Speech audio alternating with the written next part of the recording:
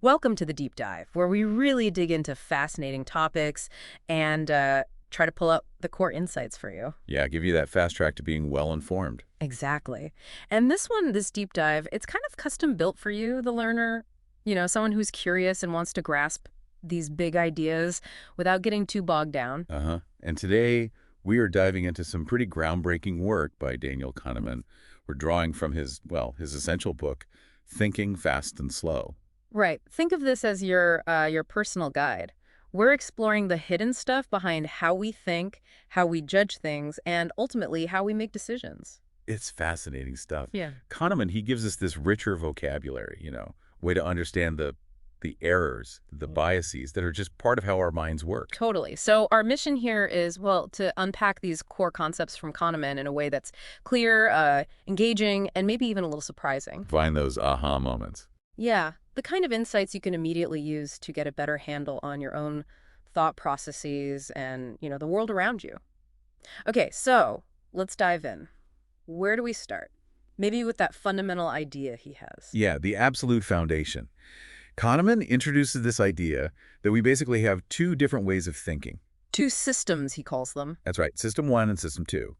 But it's important to remember, these aren't like actual physical parts of the brain. Right, they're more like metaphors.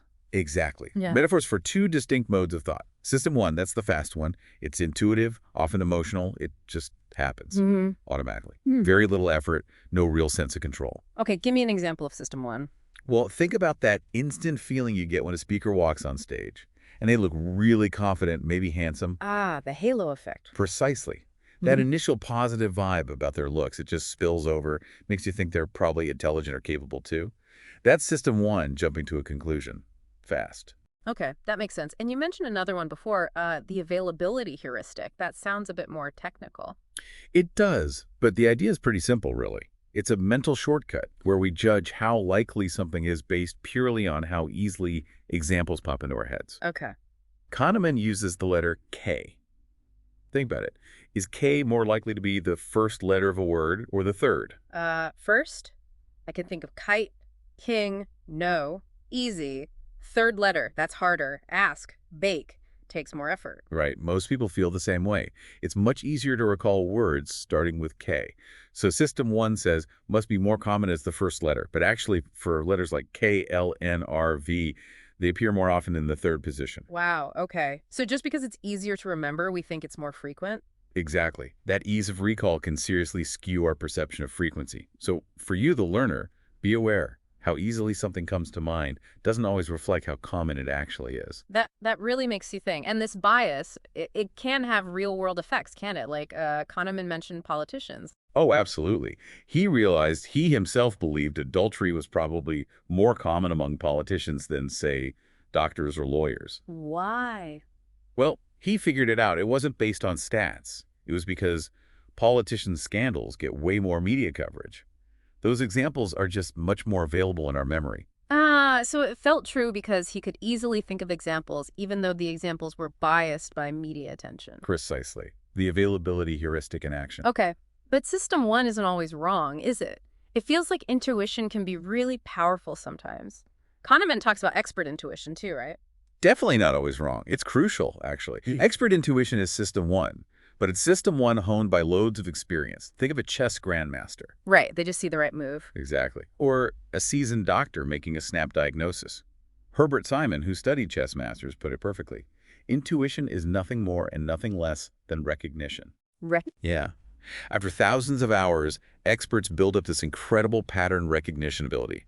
The situation gives a cue, the cue unlocks stored knowledge, and boom, the answer appears almost instantly. So it's like learned instinct, like when you react instantly to a car swerving towards you.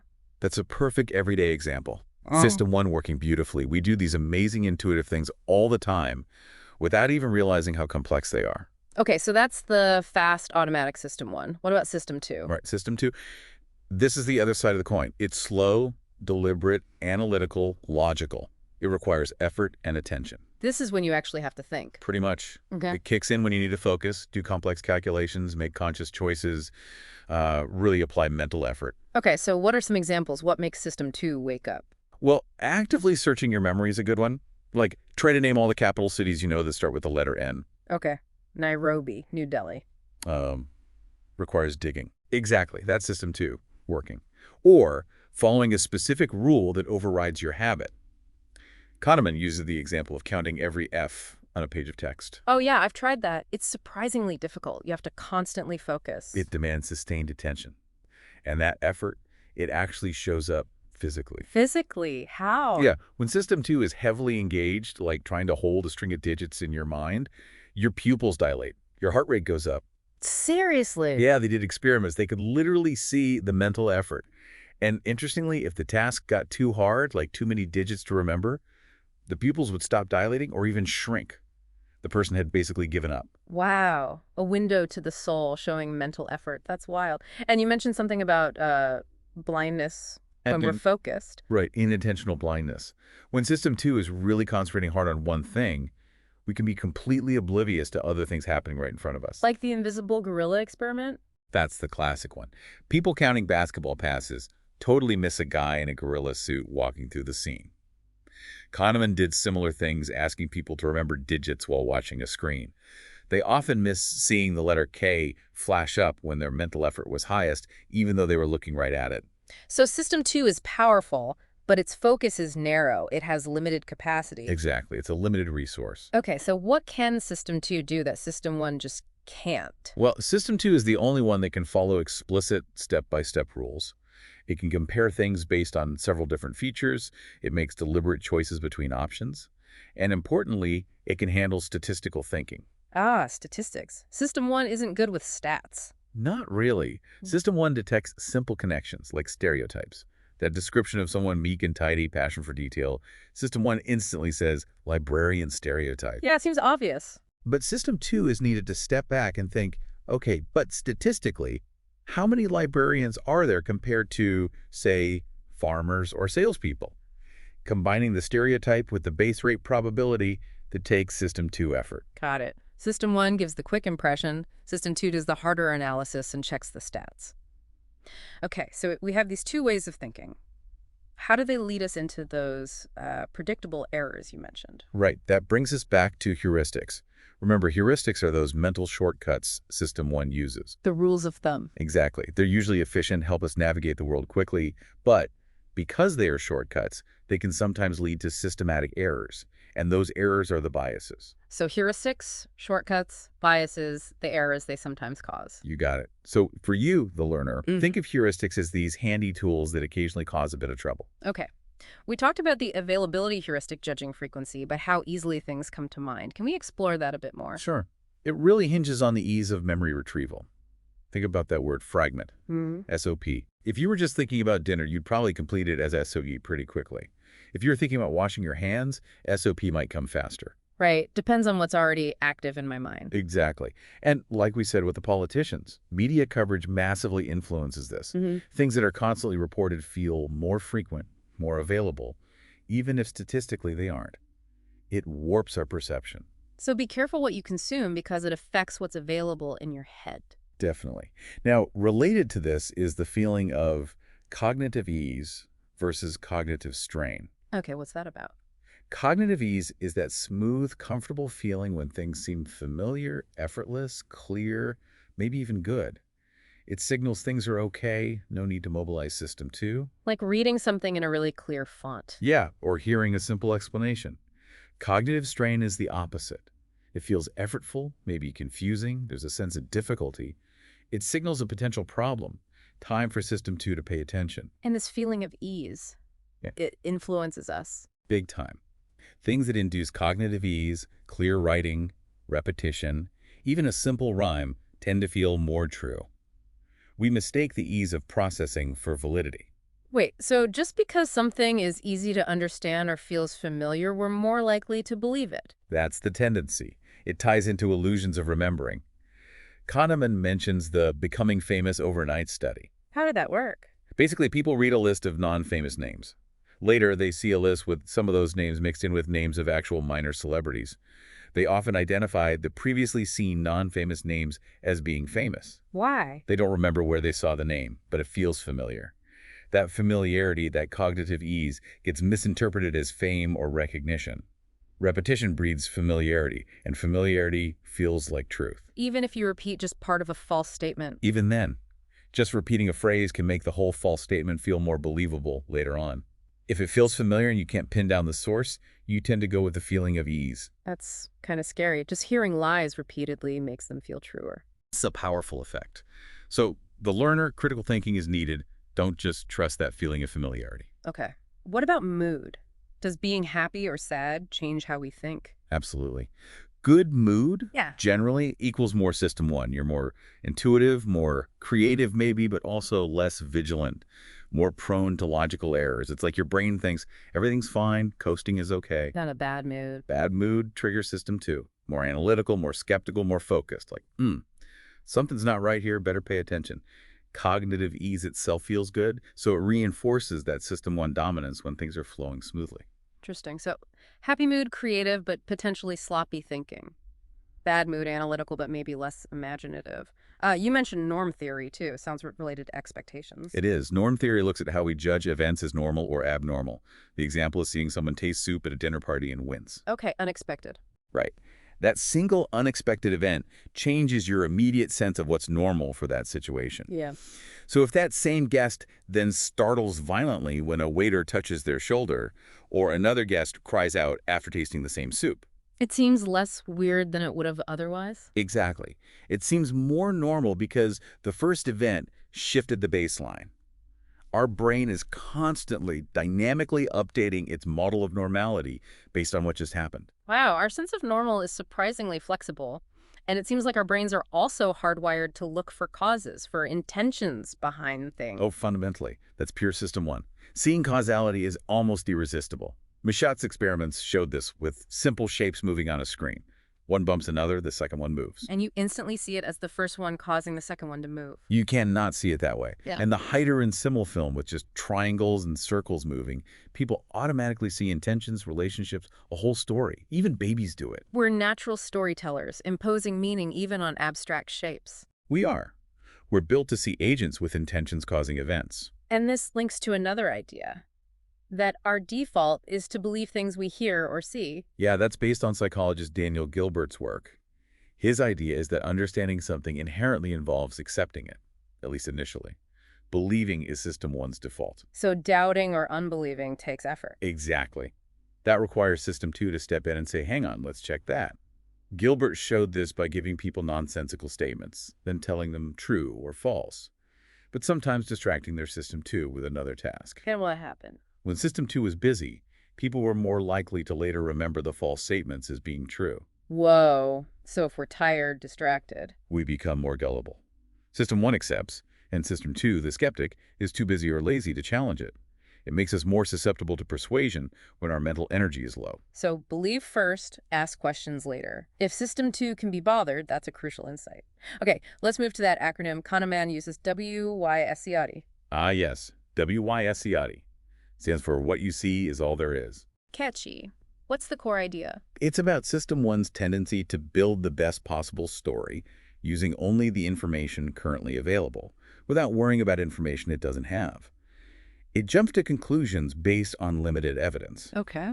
Like if I say, Mindik will be a good leader, she's intelligent and strong, what's your immediate feeling? Sounds plausible, yeah. Leaning towards yes. Right. System one makes a coherent story from intelligent and strong. But what if the next words were, and also corrupt and cruel? Ah! Completely changes the picture. But system one didn't wait for that. It worked with what it had. WYSCIATI means the quantity and quality of the data often don't matter much to system one's initial confidence. It just wants coherence. So it makes a confident judgment based on an incomplete, potentially biased picture. Can you give another example? Think about jury decisions. Imagine lawyers present only evidence favoring their side, even if jurors know they're only getting one side of the story. That one-sided story still powerfully shapes their judgment because that's all they see. That's the WYSCIATI effect.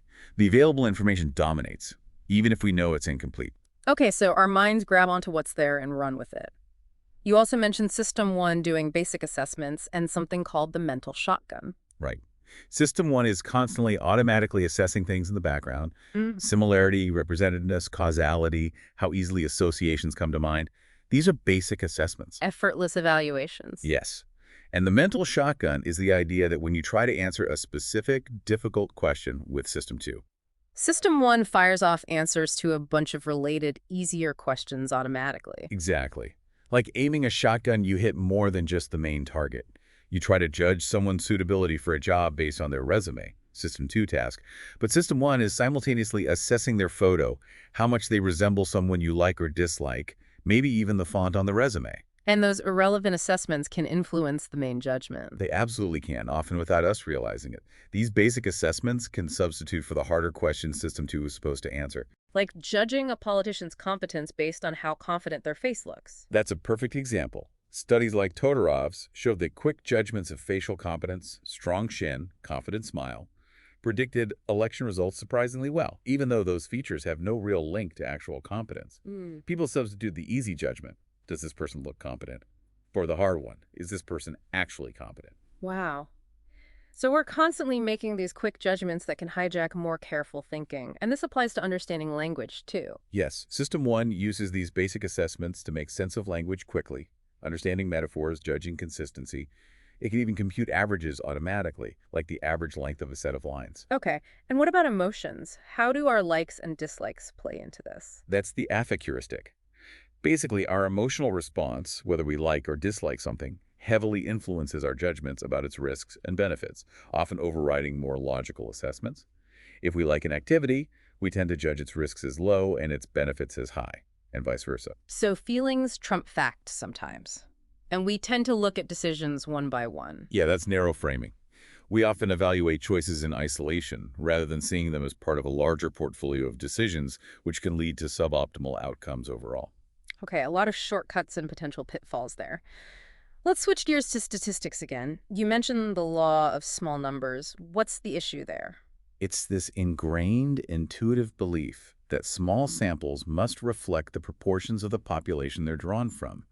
We expect patterns in large samples, and mistakenly, we expect them in small samples too. But small samples are much more likely to show extreme results just by chance, right? Exactly. Kahneman uses the example of kidney cancer rates across U.S. counties. The counties with the highest and the lowest rates tend to be rural, sparsely populated ones. Not necessarily because of rural lifestyle factors, though that's the tempting causal story System 1 jumps on. It's largely because with a small population, just a few random cases, or lack thereof, can drastically skew the statistics, leading to extreme highs or lows. Small samples yield extreme results more often than large samples.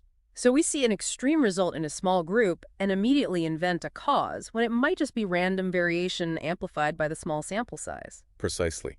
We crave causal stories, but reality is often just statistical variation, especially with small numbers.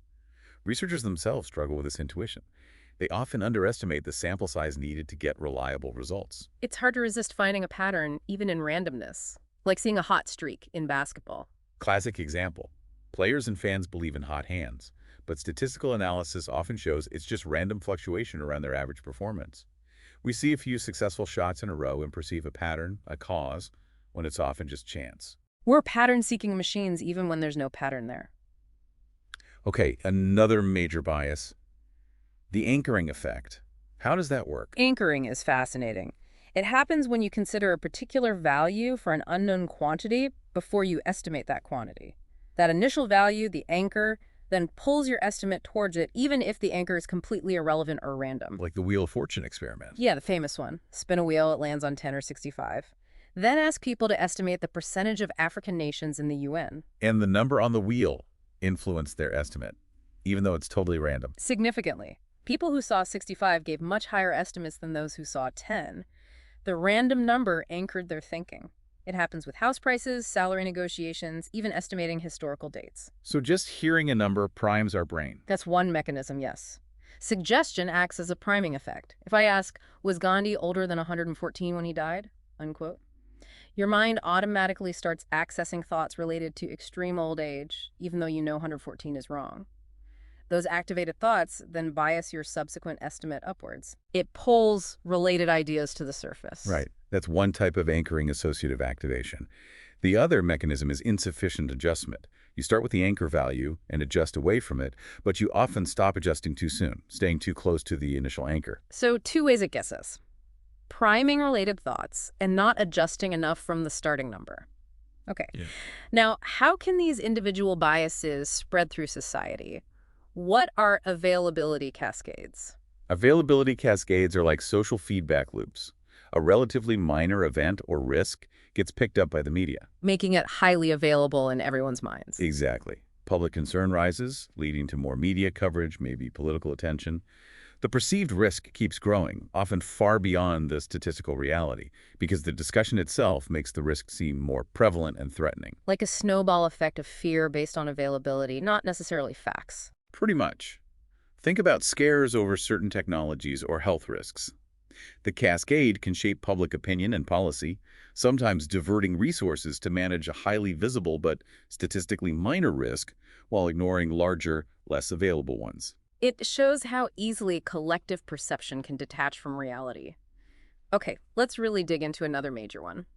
The representativeness heuristic. We touched on it with Tom W., the librarian-like guy. Right. Representativeness is judging probability based on similarity to a stereotype or prototype. How much does X resemble category Y? So Tom W. seems like a stereotypical librarian, therefore we think it's highly probable he is a librarian. Yes. But the big problem, as we mentioned, is that representativeness ignores base rates. The actual frequency in the population. Correct. Even if librarians are rare compared to farmers, if Tom W. looks more like a librarian, we'll often rate that as more probable. Representativeness also ignores sample size and evidence quality. A vivid but unreliable description can feel more representative and thus more probable than dry statistics. Leads straight into base rate neglect, like the taxicab problem. Classic illustration. City has 85% blue cabs, 15% green. Witness sees a hit and run, identifies the cab as green. Witness is tested, found to be 80% accurate at identifying colors at night. What's the probability the cab was actually green? Intuition screams 80%, or at least pretty high. That's System 1 focusing on the witness's reliability. But System 2 needs to factor in the base rate. Green cabs are rare. When you do the math, Bayes' theorem, the probability the cab was green is actually much lower, around 41%. Because most cabs are blue, so even an imperfect identification of blue is more likely overall. Exactly, but we neglect the base rate in favor of the specific witness info. Interestingly, if you frame the base rate causally like green cabs are involved in 85% of accidents because their drivers are reckless, people do pay attention to it. Ah, because now it's part of a story. Causal explanations beat statistics for System 1. Always. And this reliance on representativeness leads to the conjunction fallacy, too. Linda, the bank teller. Yes. The Linda problem. You get a description of Linda, she sounds like a social activist concerned with justice, etc. Then you're asked, which is more probable? A, Linda is a bank teller, or B, Linda is a bank teller and is active in the feminist movement. Most people choose B, right? Because she sounds like a feminist. Overwhelmingly. Yeah. But logically, B is a subset of A. All feminist bank tellers are bank tellers. So A must be more probable than B. But B feels more representative of Linda's description. Exactly. Representativeness overrides logic. The specific combined description feels more plausible because it matches the stereotype better, even though adding constraints logically decreases probability. It shows a deep conflict between intuition and logic. Our brains prefer a good fit to a stereotype over logical rules. Okay, shifting again. Regression to the mean. We talked about the flight instructor. Right. Praising a great landing seemed to make the next one worse. Criticizing a bad landing seemed to make the next one better. But it wasn't the praise or criticism causing it. It was regression to the mean. An unusually good performance is likely to be followed by a more average one, and an unusually bad one is also likely to be followed by a more average one, just due to random factors evening out. The instructor mistook statistical regression for a causal effect of his feedback. Like, a golfer shooting way below their average one day is likely to shoot closer to their average the next day, regardless of praise. Precisely. Extreme scores tend to move back towards the average. It happens whenever the correlation between two measurements isn't perfect. Which is almost always in the real world. Almost always. Height, intelligence, performance. Very tall parents tend to have tall children, but usually less tall than them. Regression is everywhere. There's imperfect correlation. Okay. And how does this mess with our intuitive predictions? Like predicting Julie's GPA based on her reading age? Our intuitive predictions tend to ignore regression. If Julie reads fluently at age 4, System 1 latches onto that strong positive sign, and predicts a similarly extreme GPA, maybe a 4.0. We match the intensity of the prediction to the intensity of the evidence. Exactly. Kahneman calls it intensity matching. But early wording ability, while correlated with GPA, isn't perfectly correlated. Many other factors intervene. So a statistically sound prediction would be less extreme, still good, but regress closer to the average GPA. Our intuitive predictions are non-regressive and therefore biased. So our gut predictions are often too extreme because they don't account for this pull towards the average. How do we fix that? Kahneman suggests a process. 1. Start with the baseline average prediction. 2. Assess the quality of your specific evidence. How predictive is it, really? 3. Make your prediction somewhere between the baseline and what your intuition suggests based purely on the evidence. Adjust more towards the average if the evidence is weak, less if it's strong. Sounds sensible, but maybe less exciting. It is less exciting. You make fewer bold predictions, fewer satisfying "I told you so" moments when something extreme happens, but your predictions will be more accurate on average. A trade-off between accuracy and feeling prescient. This feels related to the illusion of validity, overconfidence in our judgments. Very related. The illusion of validity is that subjective confidence we feel, often based on the coherence of the story we build, WISIAD again, or the representativeness of the evidence, even when that evidence has low actual predictive power. Like feeling sure about hiring someone based on a great interview, even though interviews are notoriously poor predictors of job performance. Classic example. The smooth narrative of the interview creates high subjective confidence, illusion of validity, despite objective evidence showing low predictive validity. We trust the coherence of the story over the statistical reality. We fall in love with our narratives. Okay. Looking backwards now, hindsight bias, the I knew it all along effect. Yeah. Once an outcome is known, we reconstruct our past beliefs and feel like that outcome was much more predictable than it actually felt beforehand. Of course that was going to happen. Why is that harmful? It really messes up how we evaluate past decisions. It leads to outcome bias, judging a decision based on whether the outcome was good or bad, rather than on whether the decision process was sound, given the information available at the time. Right. A risky decision that paid off looks brilliant in hindsight, even if it was reckless. One that failed looks idiotic, even if it was reasonable. Exactly. It makes learning from experience difficult and unfairly blames decision makers for bad outcomes that were unpredictable. And it connects to the narrative fallacy, our need to create tidy stories about the past. Definitely. We weave events into coherent causal chains after the fact, making the past seem orderly and inevitable. This illusion of understanding the past makes us overconfident about predicting the future. Financial pundits thrive on this. Creating plausible stories about why the market did what it did yesterday, implying they know what it will do tomorrow. Precisely. It feeds the illusion of understanding. We feel we grasp complex events far better than we actually do, forgetting the immense role of chance and uncertainty. And this leads to an illusion of skill, especially where chance plays a big role, like investing. Hugely. People believe they can consistently beat the market through skill, analysis, intuition. But in environments dominated by randomness, sustained outperformance is incredibly rare. Yet the feeling of using sophisticated skills, combined with occasional luck interpreted as skill, keeps the illusion alive. It feels good to think you're skilled, even if the results are mostly random. It does. And it makes people resistant to evidence showing that simple algorithms often outperform expert judgment. Meals work, right. Showing formulas beat experts in predicting things like medical diagnoses or parole violations. Yes. Algorithms are consistent. They don't get tired or biased by irrelevant details. Even simple equal weighting formulas could do surprisingly well. Like the APGAR score for newborns, a simple checklist that improved outcomes. A perfect example. Yet experts often resist algorithms, trusting their own complex, nuanced intuition, even when the evidence shows the algorithm is better. There's a debate here, of course. Gary Klein emphasizes trusting expert intuition in predictable, high-validity environments where experts get lots of feedback. But Kahneman seems more skeptical, given how often environments are unpredictable and experts are overconfident. Right. The challenge is knowing when the environment is predictable enough for intuition to be reliable and distinguishing true expertise from the illusion of skill. Okay, let's talk planning. Why are we so bad at estimating how long projects will take and how much they'll cost? The planning fallacy. It's that tendency to underestimate time, costs, risks, and overestimate benefits. We take the inside view. Focusing only on our specific project, visualizing success. Yes, focusing on our plan, our abilities, the best-case scenario. We fail to take the outside view, looking at the statistics for similar projects. What's the actual track record for projects like this? We ignore the base rate for project completion times and costs. Exactly. Optimism and the desire to get the plan approved push us towards unrealistic forecasts. The cure. Ben Flyvjerg's advice. Use distributional information. Find data on comparable past projects and base your forecast on that statistical reality. Take the outside view. It's part of a broader optimistic bias, isn't it? It is. We generally tend to see ourselves and our future more positively than is statistically warranted. We think we're better drivers, less likely to get sick, more likely to succeed. Optimism can be good, motivating even, but it needs a dose of reality, especially in planning. Okay, let's shift to value and decision making. Bernoulli's utility theory. What was the issue Kahneman found? Bernoulli focused on the utility of states of wealth. More wealth is better, but with diminishing returns.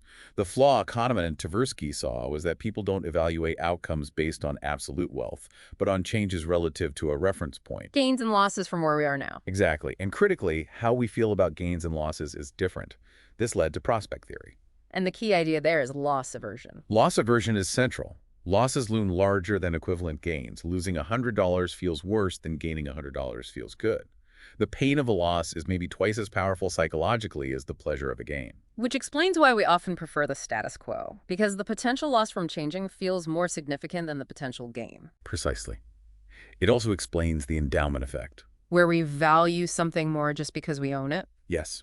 If I give you a mug, you'll likely demand a higher price to sell it than someone else would be willing to pay to buy it.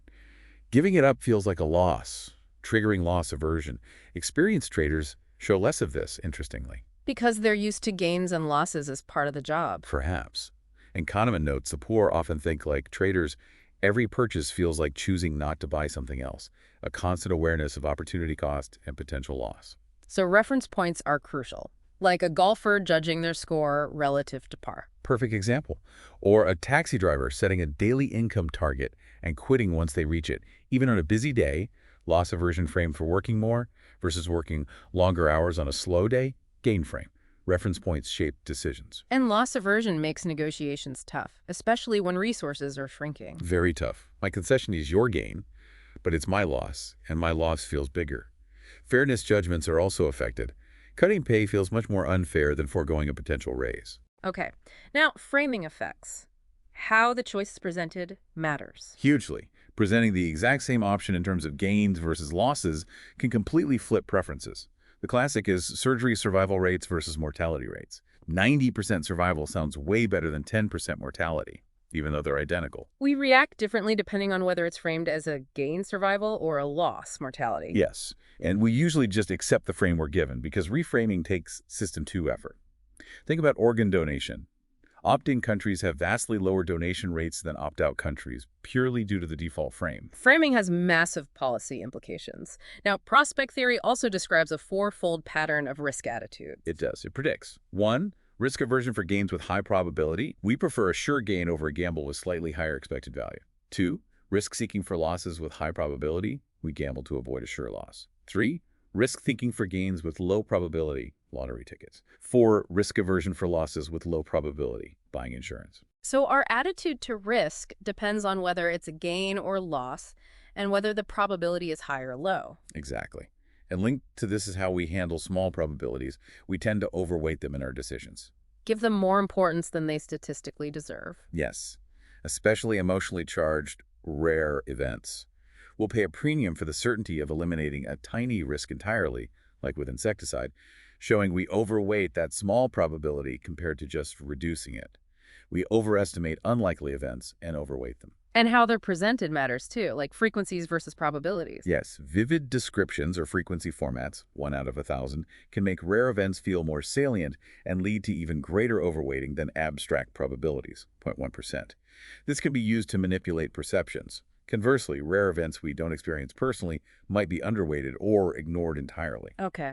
What about emotions like regret? How does that influence choices?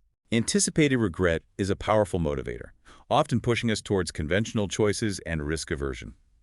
We choose options that minimize the potential for future regret, even if another option has a higher expected value. Like sticking with the default option because switching and having it turn out badly would feel worse. Exactly. And this interacts with narrow framing. We often evaluate gambles one by one, narrow frame, leading to excessive risk aversion. If we took a broader view, aggregating many favorable gambles over time, we'd likely make better long-term decisions. And mental accounting fits in here too, treating money differently depending on its source or intended use. Yes, we put money into different mental buckets: salary, windfall, savings, and apply different rules, even though money is fungible. This can lead to suboptimal financial behavior, influenced by emotions attached to each account. It affects how we feel gains, losses, and potential regret for each bucket. What about evaluating options side by side versus separately? Joint evaluation versus single evaluation. Presenting options together allows for more direct comparison and often leads to more rational, consistent choices. In single evaluation, our judgments can be swayed more easily by salient but less important features or emotional responses. Think about judging compensation for injuries. Seeing multiple cases together helps establish consistency. Okay, this brings us to a really core distinction: the experiencing self versus the remembering self. Crucial concept. The experiencing self lives life moment by moment, feeling pleasure and pain as it happens. Its well-being depends on the duration and intensity of these feelings. And the remembering self. The remembering self is the storyteller. It looks back, constructs the narrative of our lives, and makes decisions for the future based on those memories. But it doesn't remember accurately. How so? It's subject to biases, primarily the peak-end rule and duration neglect. Memories are dominated by the most intense moment, the peak, and how the experience ended. The total duration of the experience is largely ignored. The colonoscopy example. The classic one. Patients preferred a longer colonoscopy that ended with a few minutes of lesser discomfort over a shorter one that ended at peak discomfort, even though the longer one involved more total pain for the experiencing self. Because the remembering self gave more weight to the less painful ending. Exactly. The remembering self chooses experiences that will create better memories, even if it means more suffering for the experiencing self in the moment. That's a disturbing conflict, and this explains the less is more effect too. Yes, where adding a mildly pleasant element to a very pleasant experience can make the overall memory worse because System 1 averages rather than sums. Like adding a slightly valuable item to a set of highly valuable ones might lower the perceived average value. And this applies to evaluating whole lives. Research suggests yes. When evaluating a life story, people focus on significant peaks and the ending, neglecting the overall duration, much like the remembering self does with shorter experiences. The amnesic vacation thought experiment highlights this too, right? Mm. Would you take a great vacation if you knew you'd remember none of it? Right. It forces the question: do we live for the experience itself or for the memories we create? Often, the remembering self dominates our choices. So how does this relate to overall happiness? Experienced well-being versus life satisfaction. Experienced well-being is the happiness of the experiencing self, moment-to-moment feelings. Life satisfaction is the judgment of the remembering self when asked, overall, how satisfied are you with your life? And they aren't the same. Not entirely. Income, for example, correlates much more strongly with life satisfaction than with experienced well-being, especially above a certain threshold where basic needs are met. More money seems to make the remembering self feel better about the story, but doesn't necessarily improve the moment-to-moment feelings of the experiencing self beyond that point. Why the difference? Life satisfaction is heavily influenced by goals, comparisons, and what Kahneman calls the focusing illusion. The focusing illusion. That's when whatever you're thinking about right now seems disproportionately important when you evaluate your overall life or happiness. Thinking about your health makes health seem crucial to happiness. Thinking about money makes money seem crucial. Like the California climate study. People think climate is key to happiness when asked, but it doesn't actually make Californians report higher life satisfaction than Midwesterners overall. Exactly. They focus on the obvious difference, climate, when asked, but it's not what primarily drives their overall satisfaction day to day. The remembering self, influenced by the focusing illusion and its biased recall, often makes choices that don't maximize the happiness of the experiencing self. Wow. It's a complex picture of how we think and feel, full of these internal conflicts and predictable errors. Absolutely. But understanding these concepts, the two systems, the heuristics and biases, framing, loss aversion, the two selves it gives you, the learner, incredibly valuable tools for understanding yourself and navigating the world. Definitely. So perhaps a final thought for you, the learner, to take away. Think about a recent decision you made, maybe an important one, maybe a small one. Try looking at it through this Kahneman Yeah, lens. which system felt dominant? Did you spot any heuristics like availability or representativeness? Was there an anchor influencing you? How was the choice framed? Could loss aversion have played a role? Were you choosing for your experiencing self or your remembering self? Just asking these questions, bringing this awareness. That can be the first step towards making, well, maybe slightly wiser choices next time. A powerful takeaway. Thanks for joining us on this deep dive into our own minds. We hope these insights spark further reflection on how you think and choose.